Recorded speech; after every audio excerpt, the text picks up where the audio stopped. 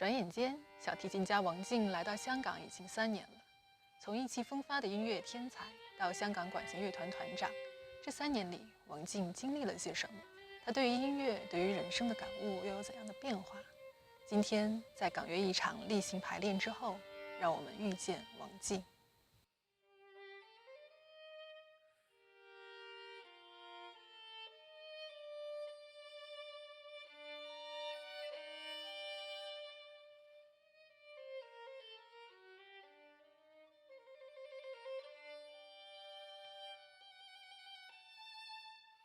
You've been here like 3 years.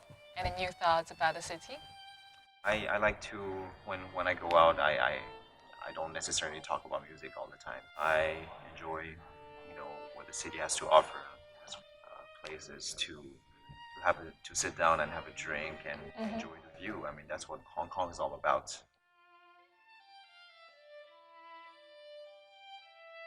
But you have been here for 3 years. Any difficulties or challenges you're facing?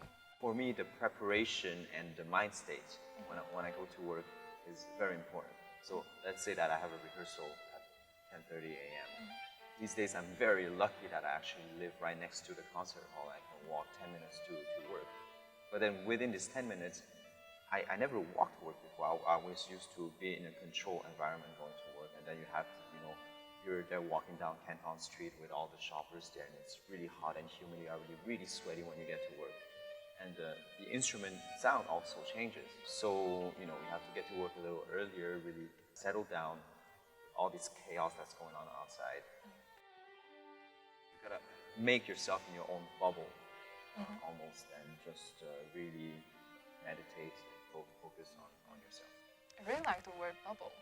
I like to imagine because sometimes when you play on stage, you have 2,000 people watching you. You cannot possibly get distracted by anybody. And even in a practice room, I like to imagine myself on stage and I have almost this invisible bubble next to me that really just shields me from any distraction. How do you communicate with other musicians and even audience? You're on stage and you're only playing with your heart. It might not speak to everybody because nobody has the same heart and nobody has the same feelings. But there's a general concept of art that I believe in, and that if you spend the time, the weeks, the years to carefully plan that, then the message will be much stronger to everybody.